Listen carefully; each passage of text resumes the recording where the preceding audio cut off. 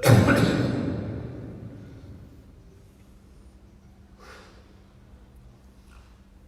الحمد لله نحمده ونصلي على رسوله الكريم أما بعد أعوذ بالله السميع العليم من الشيطان الرجيم بسم الله الرحمن الرحيم والوالدات يرضعن أولادهن حولين كاملين لمن أراد أن يتم الرضاعة وعلى المولود له رزقهن وكسوتهن بالمعروف لا تكلف نفس إلا وسعها لا تزار والدة بولدها ولا مولود له بولده وعلى الوارث مثل ذلك فإن أرادا فصالا عن تراض منهما وتشاور فلا جناح عليهما وإن أردتم أن تسترضعوا أولادكم فلا جناح عليكم إذا سلمتم ما آتيتم بالمعروف واتقوا الله واعلموا أن الله بما تعملون بصير.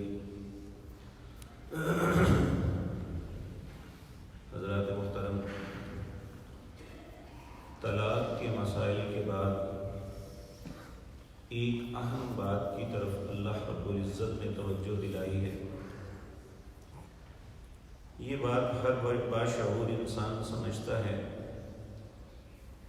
کہ جب میاں اور بیوی کے درمیان طلاق ہو جاتی ہے تو پھر دونوں خاندانوں کے ملنے کا کوئی بھی چانس نہیں رہتا، چاہے وہ سگے بھائی بہن بھائی کیوں نہ ہو. اگر ان کے بیٹے اور بیٹی آپس میں طلاق دے دیتے ہیں، الگ ہو جاتے ہیں، تو بہن بھائی کے ساتھ، بھائی بھائی کے ساتھ نہیں رہتا، بلکہ ہر بات میں ایک دوسرے کی مخالفت کی جاتی ہے. ایسے حالات میں جو سب سے زیادہ متاثر ہوتا ہے وہ معصوم بچے ہیں جو ان دونوں کی وجہ سے دنیا میں آئے، اور خصوصاً وہ بچہ جو ابھی اس عمر میں ہے کہ ابھی اسے ماں کے دودھ کی اشد ضرورت ہے. یہاں اللہ رب العزت نے ایک اصول اور قانون بنایا ہے. بدقسمتی یہ ہے کہ مسلمان کہلانے کے باوجود ہم میں سے نہ ہونے کے برابر لوگ اس پہ عمل کرتے ہیں. وہ قانون اور اصول کیا ہے کہ اللہ رب العزت وہ جو پیدا ہونے والا معصوم بچہ ہے اسے کسی صورت متاثر نہیں ہونے دیتے. اگر ماں کی طرف سے ہٹ درمی ہے کہ میں چونکہ یہ بچہ اس کا ہے اس لیے میں اسے دودھ نہیں پلاؤں گی، اللہ نے یہ بات بھی پسند نہیں کی. اگر ماں دودھ پلاتی ہے تو خامد اس کا نان نفقہ نہیں دیتا تو یہ بھی ایک ظلم ہے، اللہ یہ بھی پسند نہیں کرتے. اور بلکہ ایسی صورت میں اگر عورت طے کر لے مجھے یہ خرچہ دو گے تو میں تیرے بچے کو دودھ پلاؤں گی تو وہ کر سکتی ہے. اسے یہ نہیں کہا جا سکتا کہ یہ ماں کتنی بے درد ہے. آخر جو متعلقہ ہے وہ خود تو کام نہیں کرتی. اسلام کے اندر جو ہے ورکر لیڈی کا تصور نہیں ہے. یہ زمانے کی ضرورتوں میں ہماری خواتین کام کرتی ہیں، وگرنہ اسلام جو ہے عورت کو ہوم لیڈی دیکھنا پسند کرتا ہے. اللہ رب العزت نے نبی کریم صلی اللہ علیہ وسلم کی بیٹیاں اور بیویوں کو یہ حکمن کہا تھا وَقَرْنَ فِي بُيُوتِكُنَّ، تم اپنے گھروں میں ٹکی رہو. وَلَا تَبَرَّجْنَ تَبَرُّجَ الْجَاهِلِيَّةِ الْأُولَى، جاہلیت کی طرح زیب و زینت کر کے باہر نہ نکلنا. اب اگر اس بات کی اجازت نبی کریم صلی اللہ علیہ وسلم کی بیٹیوں کو نہیں ہے، آپ کی بیویوں کو نہیں ہے، اللہ کا واضح حکم ہے. سورۃ احزاب 22واں پارہ اس کا پہلے رکوع کے اندر ہے وَقَرْنَ فِي بُيُوتِكُنَّ، اپنے گھروں میں رہو. وَلَا تَبَرَّجْنَ تَبَرُّجَ الْجَاهِلِيَّةِ الْأُولَى، تم نے جاہلیت کی طرح زیب و زینت کر کے باہر نہیں نکلنا. وَأَقِمْنَا الصَّلَاةَ وَآتِينَا الزَّكَاةَ، تم نے نماز کو پڑھنا ہے، تم نے زکوٰۃ کو دینا ہے، وَأَطِعْنَا اللَّهَ وَرَسُولَهُ، اللہ اور اس کے رسول کی اطاعت کرنی ہے۔ تمہاری زندگی کا مقصد نوکریاں کرنا نہیں ہے۔ آج ہم ایک ایسے رستے پہ چل پڑے ہیں جس میں جو بیٹیاں نوکری کرتی ہیں وہ گھر بسانا وہ تصور بھی نہیں رکھتی، چھوٹی چھوٹی بات پہ خامدوں سے الگ ہو جاتی ہیں، کہ ان کے ذہن میں یہی ہوتا ہے کہ میں خود کماتی ہوں، مجھے کیا کسی سے غرض۔ تو ہوم لیڈی جو ہے اس نے خود تو نہیں کمانا۔ اب اگر خامد یہ چاہتا ہے کہ میرے بچے کو دودھ پلائے تو پھر اس کا نان نفقہ دے۔ تیسری بات جو سمجھانے کی ہے وہ یہ ہے کہ دودھ پلانے کی مدت 2 سال ہے۔ اگر کوئی بھی انسان اپنے بچے کو دودھ پلانا چاہتا ہے تو 2 سال تک پلا سکتا ہے، اس سے زائد نہیں۔ اور بدقسمتی سے آج اس آیت کو لکھ کے فیملی پلاننگ کی دعوت دی جاتی ہے، حالانکہ یہاں پہ فیملی پلاننگ کا کوئی تصور بھی نہیں دور ہوتا۔ یعنی مجھے ان علماء پہ بہت تعجب ہوتا ہے کہ جو بہت بڑے بڑے مناصب پہ فائز ہیں اور اللہ کی آیات کی غلط تعبیر کرتے ہیں، اور شاید ان کے دل میں خوف ہی نہیں ہے کہ کل اللہ کی عدالت میں جا کے ہم کیا اپنے رب کو جواب دیں گے۔ اور یہ آیت جب آپ پڑھیں گے تو آپ کو احساس ہوگا یہ کوئی ضروری نہیں کہ بندہ 2 سال ہی پلائے، اگر اس سے پہلے بھی چھڑا دیتا ہے تو اس میں کوئی حرج والی بات نہیں، فلا جناح علیہ، اللہ کہتے ہیں اس میں گناہ کوئی بھی نہیں ہے، لیکن مشاورت سے۔ اگر ماں اور باپ دونوں مشاورت سے چاہیں کہ اب بس بچہ ٹھیک ہے تو اسے دوسری فیڈ لگائی جائے تو کوئی حرج نہیں، فلا جناح علیہ، اللہ کہتے ہیں کوئی گناہ نہیں۔ اسی طرح میرے عزیز بھائیوں، عرب میں دستور یہ تھا کوئی بھی ماں اپنے بچے کو 2 سال دودھ نہیں پلاتی تھی، بلکہ وہ پیڑ خواتین ڈھونڈتی تھی جو انہیں لے کے شہر سے دور جو گاؤں کی فضا کھلی ہے وہاں لے جائیں اور اپنا دودھ پلائیں، اور اس دودھ پلانے پہ انہیں اجرت ملتی، اور بلکہ یہ گاؤں کی خواتین شہروں میں آتی اور گھروں میں ڈھونڈتی بچہ ملتا تو بڑی خوشی سے واپس جاتی کہ ہمیں اجرت ملے گی، ہم اس بچے کو پالیں گے۔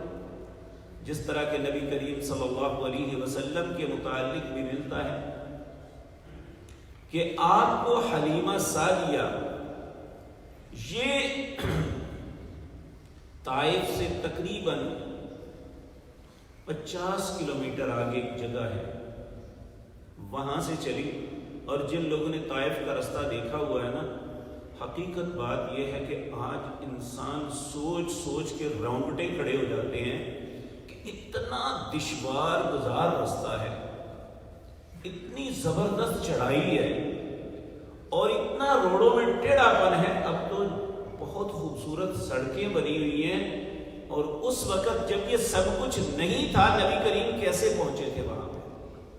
مکے سے چل کے طائف تک کیسے پہنچے اور پھر طائف سے واپس کیسے آئے تھے؟ یعنی انسان یہ سوچ کے ہی حیران رہ گیا۔ اور وہ طائف سے بھی آگے سے آئی تھی یہ خواتین، جن میں حلیمہ سعدیہ بھی تھی، انہوں نے نبی کریم صلی اللہ علیہ وسلم کو دودھ پلایا، اور اللہ نے دودھ کے معاملے میں اتنی برکت اور اتنی بات رکھی ہے کہ جس طرح ایک ماں کے 2 بیٹے ہیں، ایک باپ کے 2 بیٹے ہیں، اسی طرح اگر کسی عورت کا 2 بچے مختلف والدین کے دودھ پی لیں تو وہ بھی اسی طرح بہن بھائی بن جاتے ہیں، جس طرح ایک باپ کی اولاد بہن بھائی ہوتی ہے۔ انہیں اسلام کی اصطلاح میں رضائی بھائی کہتے ہیں کہ دودھ بھائی ہے، ان دونوں نے ایک ہی خاتون کا دودھ پیا۔ لیکن یہ بات یاد رکھیں، یہ وہ رضاعت ہوتی ہے جو 2 سال سے پہلے ہو۔ حضرت عبداللہ بن عباس، سید عائشہ صدیقہ رضی اللہ تعالی عنہما دونوں سے یہ روایتیں آتی ہیں کہ وہ لوگ رضاعت اسے تصور کرتے تھے جو 2 سال کے اندر پلایا جائے، اور 2 سال کے اندر انہوں نے پیا ہے ایک ہی خاتون کا دودھ تو پھر ان کی شادی کچھ نہیں ہو سکتا۔ ہاں ایک واقعہ ہوا، نبی کریم صلی اللہ علیہ وسلم کے پاس ایک مقدمہ آیا، ایک خاتون آئی کہنے لگی یا رسول اللہ وہ فلاں فلاں گھر والوں کی بیٹی ہے، فلاں فلاں گھر والوں کا بیٹا ہے، ان دونوں کو میں نے دودھ پلایا ہوا ہے، میں نے انہیں جا کے یہ بات بتائی بھی ہے کہ بچپن میں نے انہیں دونوں کو دودھ پلایا ہوا ہے اور آپ ان کی شادی کا سوچ رہے ہیں، یہ تو بہن بھائی ہے۔ نبی کریم صلی اللہ علیہ وسلم نے تصدیق فرمائی، تو جب آپ کو یقین ہو گیا کہ یہ عورت سچ کہتی ہے تو آپ نے دونوں کو بلایا، دونوں کو بلانے کے بعد پھر اس خاتون کو اپنے گھر بھیجا اور اسے کہا اپنا تھوڑا سا دودھ دھو کے ان دونوں کو دوبارہ پلا دو، صرف یہ شک دور کرنے کے لیے کہ یہ بہن بھائی ہیں، ان کی شادی نہیں ہو سکتی۔ جس طرح سکے بہن بھائی کی شادی نہیں ہو سکتی، اسی طرح جن 2 بچوں نے ایک ہی خاتون کا دودھ پیا ہو ان کی شادی بھی نہیں ہو سکتی۔ تو اللہ رب العزت اس میں یہ اصول، اللہ نے اسلام کے اندر ایسے خوبصورت قوانین بنائے ہیں جس کے اندر ہر قسم کی دقت سے بھی بچایا گیا ہے اور اعتدال کا رستہ دکھایا گیا ہے۔ تو اللہ فرماتے ہیں والوالدات یرضعن اولادهن حولین کاملین، والدین کے لیے دودھ پلانا ہے اپنی اولاد کو حولین کاملین، 2 سال تک۔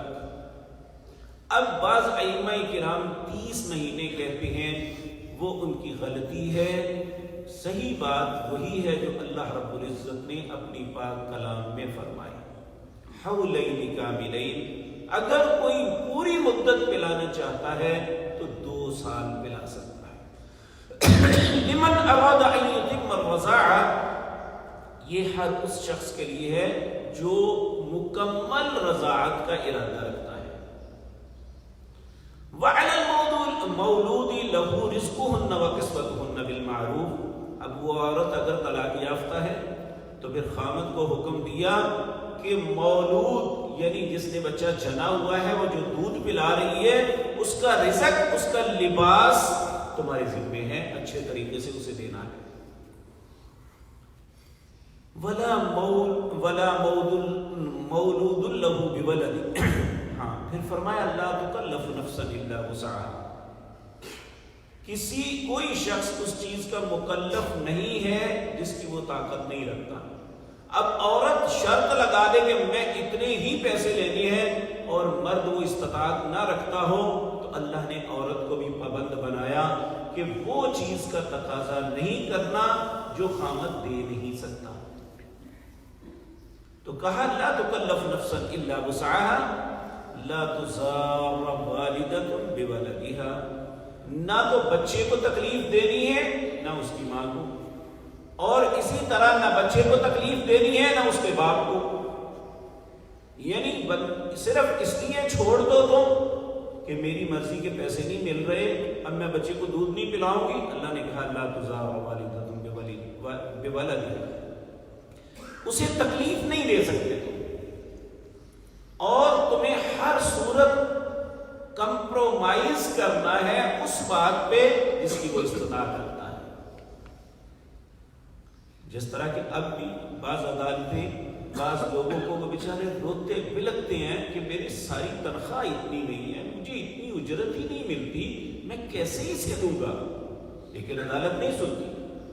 اللہ رب العزت فرما رہے ہیں لا تکلف نفسا الا وسعها، کسی بندے کو اس بات کا مکلف نہیں بنایا جا سکتا کہ جس کی وہ طاقت نہیں رکھتا۔ لا تضار والدۃ بولدها ولا مولود له بولده، کوئی اولاد کو، ماں کو، باپ کو کسی کو ضرر پہنچانا مقصد ہو تو ایسا نہیں کر سکتا۔ اسی طرح بعد الوارث مثل ذلك، اگر باپ کو نقصان نہیں دینا تو اسے بھی سمجھنا چاہیے کہ عورت کو بھی نقصان نہیں دینا۔ اگر وہ استطاعت رکھتا ہے تو جان بوجھ کے اسے کم دیتا ہے تو یہ بھی بات ٹھیک نہیں۔ فَإِنْ أَرَادَا فِصَالًا عَنْ تَرَاضٍ مِّنْهُمَا وَتَشَاوُرٍ فَلَا جُنَاحَ عَلَيْهِمَا، اگر دونوں مشاورت سے وقت سے پہلے دودھ کو چھڑا دیتے ہیں تو کہا اس میں کوئی گناہ والی بات نہیں ہے۔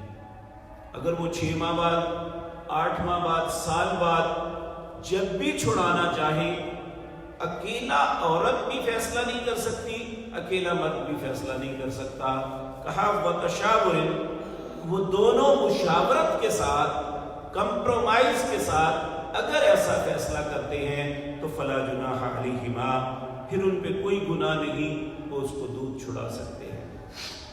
وَإِنْ أَرَدْتُمْ أَن تَسْتَرْضِعُوا أَوْلَادَكُمْ، اگر تمہارا ارادہ انہیں دودھ پلانے کا ہے، فلا جناح علیکم اذا سلمتم ما آتیتم بالمعروف، تو جو تم نے کرنا ہے معروف طریقے سے کرنا، یعنی تینوں، ایک بچہ ہے، ایک ماں ہے، ایک باپ ہے، یہ تین جو ہے یہاں پہ مختلف لوگ ہیں، تینوں کے متعلق یہ بات فرمائی کہ جو بھی کرنا ہے معروف طریقے سے، جس سے نہ بچے کو تکلیف ہو، نہ ماں کو تکلیف ہو، نہ اس کے باپ کو تکلیف ہو، ایسا نہیں کرنا جس سے کسی میں۔ فرمایا واتقوا اللہ، اللہ سے ڈر جاؤ، وَاعْلَمُوا، جان لو، ان اللہ بما تعملون بصیر، جو بھی تم عمل کرتے ہو اللہ اسے دیکھ رہے ہیں۔ میرے عزیز بھائیوں، یہ لفظ ایک ایسا ہے کہ جو ہم اجمی لوگ اس لفظ کی عظمت کو اور اس لفظ کی سختی کو نہیں سمجھتے۔ آپ دیکھیں نا، ایک بچہ غلط کام کر رہا ہے، اسے آگے دوسرا بچہ کہتا ہے تیرے ابو آئے ہیں یا تیرے استاد آئے ہیں، وہ کیا کرتا ہے؟ فوراً اس غلط کام سے رک جاتا ہے۔ تو یہاں دیکھنے والی ذات اللہ کی ہے۔ ایک مرتبہ حرم کعبہ کا طواف کرتے ہوئے ایک مصری بڑا نوجوان تھا، اونچا لمبا جوان، وہ اس بےہودگی سے طواف کر رہا تھا کہ ہر بندہ طواف کے اندر اس سے تنگ تھا۔ ایک چکر، دوسرا چکر، تیسرا چکر۔ ایک دفعہ وہ آیا تو اس نے ایک بزرگ انسان تھا، وہ بھی عربی تھا، تو اس نے اس کو دھکا لگا۔ اس نے اپنی نحیف سی آواز میں اسے کہا یا شباب، اے جوان، اللہ ینظر الیک، تمہیں اللہ دیکھ رہا ہے۔ یقین مانیے پھر اس کے بعد کیفیت یہ تھی کہ ایسے تھا یا وہ طواف سے نکل گیا ہے یا وہ مر گیا ہے۔ یعنی یہ لفظ اتنا شدید ہے کہ اللہ تمہیں دیکھ رہا ہے۔ تو ہم اس کے آگے بہت فضول بات کہتے ہیں کہ وہ تو دیکھتا ہی رہتا ہے۔ میرے بھائیوں، اگر وہ دیکھ رہا ہے تو ہمارے معاملے کا جواب بھی ہم سے لے گا، اس لیے یہ بہت بڑی بات ہے۔ واللہ بما تعملون بصیر، اللہ سے ڈر جاؤ، واتقوا اللہ، اللہ سے ڈر جاؤ، واعلم، اور جان لو، ان اللہ بما تعملون بصیر، جو بھی تم عمل کرتے ہو، جو تمہارے من کے اندر ہے، اللہ اسے دیکھ رہا ہے۔ اللہ ہمیں اپنی ذات کی شرم و حیا کی توفیق عطا فرمائے۔ قولوا قولی ھذا واستغفر